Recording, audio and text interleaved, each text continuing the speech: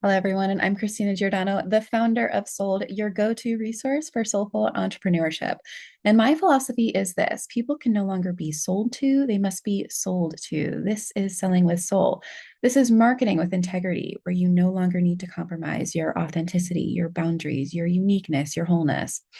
This is messaging in a way that actually reflects the transformation you provide because it's your story, your transformation, and nobody can compete with that. This is manifesting in a way that honors your fullness, all of the pieces and parts of you that are meant to be divinely resourced. Join me every Wednesday to learn all of this and more. Let's jump right in. Today's episode is called Moving on Purpose and with Magic, when focus moves from outcomes to intentions. As many of you know, one of the things that I enjoy to teach about this work of Sold and what I enjoy to embody myself is being the walking representation of my own transformation, being the walking embodiment of all of my channeled methods. So, whether you're working with my marketing methods, which is the life method, the soul method, and the love method, or my money methods, which are the debit method, the credit method, and the rose method, I've lived through these methods and I continue to live them out to this day. And part of this is because these methods are really the work of self discovery. That's really what we're doing here. They're not roadmaps in and of themselves. They don't necessarily tell you what to do. That's not something I will ever do. Or is it something that I believe in? But they're ways of getting that information out of you, your next steps, your big picture vision, your values, the things that make you you. That's what the methods do, all of them, from the marketing ones to the money ones. And it depends on your intention. What are you trying to experience? What are you trying to achieve through these methods? And one of the foundational methods, one of the foundational principles, excuse me, of the money methods is living with intention, which means dropping the need to focus on outcomes.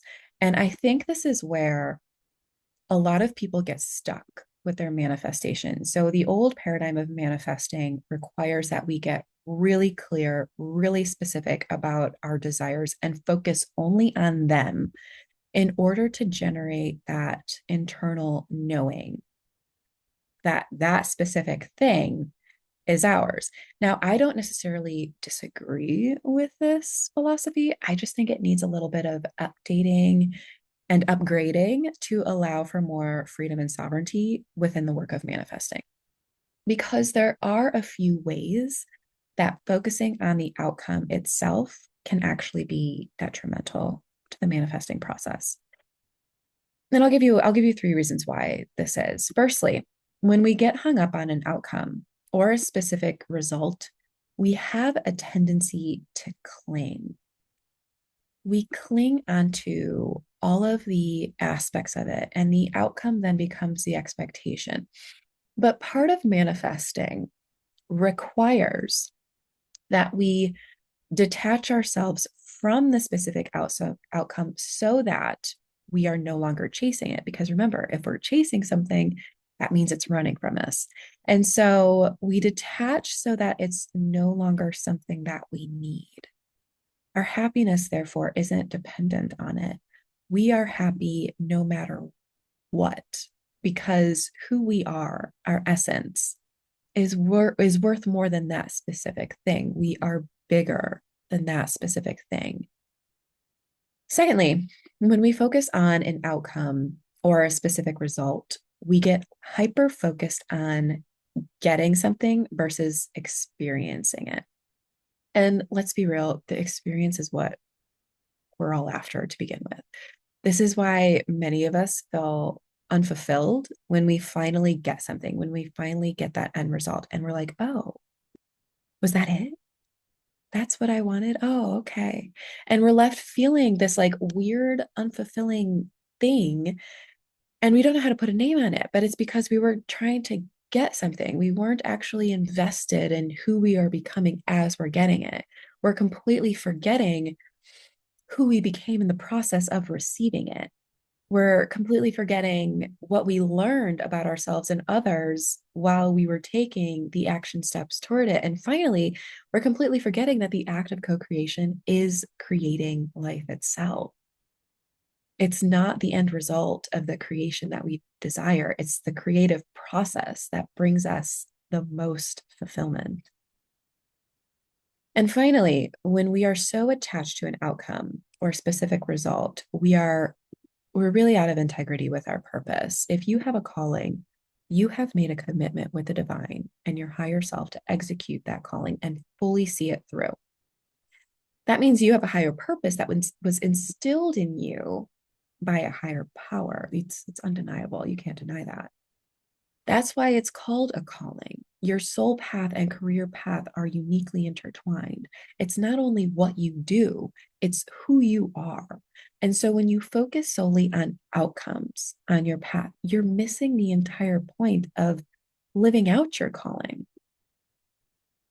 Intention, more often than not, requires presence within the here and now. It requires that you move with integrity towards what you want to experience based on what you value. It doesn't ask for a final product. It asks you to move towards it, and to move towards it without making the final product mean anything about you, but also regardless of how it's going to turn out. That's the creative process. And when you move with intention, instead of with a specific outcome in mind, you not only release that pressure valve that is full of constriction and expectation and fears, but you allow yourself to fully engage in the process of co-creation, which is actually the experience itself, not the outcome itself. So I would be really curious as to find out how your life changes when you move from focusing on the experience and experiencing something rather than what you get from it or the outcome of it. Now, here are a few things that I've noticed when I started to move with intention. And there's actually like a list of 10 of them, and I'm going to go through all of them. Number one, you focus on the process instead of the end result. So this is kind of like what I've been referring to is like you become more process oriented versus focusing on an end result. Because for me, at least, when I hyper focus on an end result of what I'm going to get from something, there's a lot of expectation there. There's a lot of pressure that moves with that. And that's not the thing that I want to move me. I don't want to be moved by pressure. I want to be moved by peace. I want to be moved by creativity. I want to be moved by confidence. I do not want to be moved by pressure. And so when you focus on the process instead of the end result, you release that pressure. You release that expectation. You release the need to know what you're going to get from it because you don't care. You're fully invested in the process of it. Number two, you focus on what you want to experience versus what you want to get. So this is like the same thing, but we're moving from process to experience. Now, the process of something is one thing. It's like the unfolding of it. Um, it's the path of it. The experience is another. We get to kind of have a say in the experience, which is great. So when we decide, what do I want to experience? When we ask ourselves this, then we get to have a say in the way in which we move. So let's say I want to experience divine intervention as I'm moving towards my goals, my dreams, my executing my calling in truth with who I am. As I'm doing this, as I'm moving through life in this way, I want to see signs of divine intervention. I want the divine to be doing this with me. I want to know it was God that was walking this path with me. So that's actually something I legitimately want, by the way. That's something that I want to experience in this life. And so, what does that mean in regards to my intention? How does it speak to how I move? How am I going to move forward now? So, if I'm deciding that I want to be moving forward with the divine, and my intention is to move forward with the divine, you can best believe I'm not going to be hustling my way there. I'm not going to be forcing my way there. I'm not going to be erratic and chaotic with my decisions or with my process. I'm going to flow. I'm going to be at peace. I'm going to be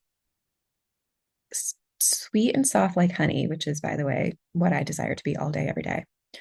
But not only that, I'm going to allow for God to make his moves. And by the way, the divine is anything that you believe in. You don't necessarily have to believe in anything that I believe in. I want you to believe what you believe in. And so, whatever you believe in, source, universe, God, I want to allow for God to make moves while I'm in this state of being, not when I'm in a rush, not when I only see urgency, not when I'm trying to control anything. I want the divine to move through me while I am simply flowing. That's my intention. That's what I want to experience. I am going to get the most fulfillment from that. And I'm guessing a lot of you listening who feel drawn to the souled experience, which is, by the way, SOUL''D, who are drawn to the souled experience versus the old paradigm approach to marketing and manifesting, which requires so much efforting and moving out of alignment and out of integrity with yourself. This is about moving with your essence, moving with the essence that is you. And so that's my intention. That's what I'm referring to when I say you focus on what you want to experience versus what you want to get. Number three, you open yourself up to possibilities instead of being constricted by expectations. So again, this is like speaking just deeper, deeper into that truth. Um, Being constricted by expectations is such an overwhelmingly uncomfortable feeling because it's like you're stuck in it. It's like you're tied to it. It's seriously like feeling it feels like I'm suffocating when I think about it. And so when you are no longer constricted by expectations, you get to allow for space. You get to allow for space, and which of course allows for the divine to intervene, but you get to allow for space, for time, for effort, for energy, for resources to become a part of this experience. You get to allow magic to happen. That's what I'm saying when I say, you know, when we're moving on purpose and with magic, that's really what it is. We're giving space so that we're not the only ones doing this. It's not us. It's not just us in this. We're working with the universe. We're working with the divine. Number four, you can be in the energy of what you desire to experience before it actually happens. This is like manifesting. And this is why I love manifesting with nothing but the essence that is you. When you get to be in the energy of what you desire to experience before it actually happens, you simultaneously get to raise your frequency to that which you want to manifest. So if I want to be in the energy of what I want to experience, so the energy of what I want to experience is like love, it's peace, it's flow, it's happiness, it's enjoyment, it's all of these wonderful things. And of course, it's not going to be wonderful all the time, but that's my intention. My intention is that I'm flowing with wonder through this journey. And so, because of that, I get to put myself in the frequency of love, of peace, of authenticity, so that I can dwell in that space, in that frequency, and therefore receive and experience and witness the matter. Because, as you know, frequency creates the matter, or the matter is response to the frequency that which you are emitting. And so, because I want to experience a higher level of matter, I'm putting myself at a higher level of frequency to experience that which I want. So, again, it kind of allows you to do this manifesting process when you are focused on the intention. What was that, number four? We're on number 5, 6, 7, 8, 9, 10. I just want to make sure I got everything. Hopefully, I'm in the right. I think this is number 5. Let me check. 1, 2, 3, 4. Yes, this is number 5. I want to stay on track because there's 10 of these things. You move on purpose and in purpose. Okay. So when you're moving on purpose and in purpose, this is when you are committing to your calling in a way that you decide that that's your end goal.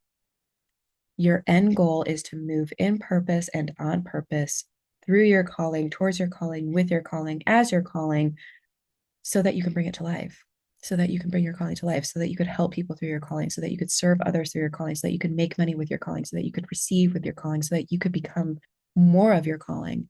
And so when you're moving on purpose and in purpose, that's the divine's favorite vibe. That's when the divine really gets to work with you because you're moving with enjoyment. You're moving with direction and focus on something that matters so much to you. That's the most purposeful thing you could ever do. Number 6, you desire to create more and consume less. This is my favorite, and this is really something I'm moving towards now because I am one of those people, hopefully, like some of the people listening in or watching in, I am one of those people who enjoys the scroll. I love a good scroll, especially like at night before bed, because why not? So yeah, side note, I need to work on my sleep hygiene. Besides that, and back to my point, um, because I would sometimes get caught up in the habit of consuming content, it would sometimes be wonderful. Like I love my feeds. But sometimes it would pull my energy off. It would pull me out of something. And of course, I can't control the feed. So that's just me, you know, being in the scroll and not really focusing. And so when I'm creating, though, I am fully in my essence. I am fully in my vibe. I am fully allowing myself to be myself, to express myself of the full range of myself. And this is not just about creating content. You can create anything that gets you out of responding and reacting to life. So you can create a frequency. Creating a frequency could be the thing that you create. And again, what kind of frequency do you want to create? Think about that because you'll want to be conscious about the level of matter that you want to experience. Number 7, you detach from the outcome and find fulfillment in the creative process of moving towards it. This is, again, finding fulfillment within the creative process itself. When we get something, I said this earlier, but it's kind of like, oh, I got it. Like, that's great and it's wonderful. But I personally feel more fulfilled when I'm in the process of it, when I am allowing it to come to me, when I'm allowing myself to come to it, when there's like limited expectation around it, but I know that it's mine. Um, it's fulfilling for me to be in creation with the divine. And number 7, hopefully, you allow for divine guidance and intervention, which, in my opinion, is the best part. I already mentioned this, but when you move with intention, you give space, you allow for divine guidance and intervention to pour into you. Number 8, every area of your life becomes an experience that you actually want to show up for because you designed it that way simply by your intention. So, this is again you creating a pathway for you to show up in a way that allows you to really be with intention, to move with intention, to know that this is what you designed with your intention because you decided that this is what you want to experience. And so you show up for it and you're so excited to show up for it because it's exactly what you want. It's the thing that's fulfilling you. Number 10, you get to move with love and faith instead of fear because when you're tied to a specific outcome, that can quickly turn into pressure and tension. Now, I used to be incredibly outcome oriented. I used to follow a task list and a series of to dos on a daily basis so that at the end of the day, I could just totally crash and think that I had a great day simply because it was productive. Because in my mind, I'm thinking, okay, everything was essentially done. And so that should leave me feeling satisfied and fulfilled, right? No, not quite. And actually, not at all. As I started to allow the money methods to move through me, I started to see the areas of my life that really lacked intention. They lacked the experience of moving with intention, of moving with love, of fully being present for the experience. And because this is essential. I mean, the experience is quite literally everything. The journey itself is the ultimate fulfillment. And what I found is that the more intentional I became, the more fulfilled I felt, and therefore the more on purpose I was. Now, one of the purposes of my calling is to be a walking embodiment of what I channel, as mentioned previously. But there are so many micro purposes within that purpose that make up the greater impact that I'm choosing to make in this life. So that means I desire more than to simply execute my work. There's more that I'm here for. There's more than what you're here for. It's not just about your work. It's not just about that. I mean, that's just one way. So for me, I desire to help others see their own divinity and like really believe in it. I desire to help others acknowledge that they truly know more than they think they do, which is why all of my methods are rooted in self-discovery. We truly have all of the answers within us. I really believe that. I desire to be a model of what life is like when you unravel and unlearn all of the broken and outdated paradigms of marketing and manifesting so that we can truly build businesses as soul aligned entrepreneurs that are actually soulful and built with heart. I desire to be a light for those who are moving through the shadows and the darkness because I know it. I didn't get here by luck. I got here by going through that. They are never alone. You are never alone. And the more you can come home to yourself and receive more of yourself, the more you will start to see that light within yourself and become it. So, this is all part of my purpose. And the root of it, the root of my purpose is to move with love. And so every day is an opportunity for me to ask myself, what do I want to experience? What do I want to experience as it relates to my enjoyment and love for my life, as it relates to my greater impact within my calling? And I realized that my purpose in every area of my life is to move with love, whether it's within my work, with my kids, with my family, with myself, with my future partner, with my community, with my friends, anyone and anything. This is how I co-create now. I move with the intention to move with love in everything that I do, and I move with the intention to give and receive love everywhere I go. And I've spoken about this in a previous episode, but energy is frequency. It welcomes life. It is life force. It is movement. It's food. It's love. It's money. It's health. It's your dreams. It's everything and everywhere.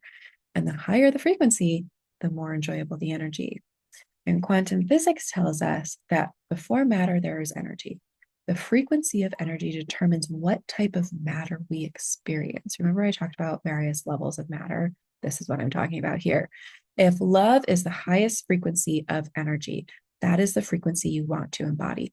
This is so that you can experience the level of matter that comes from that level of frequency.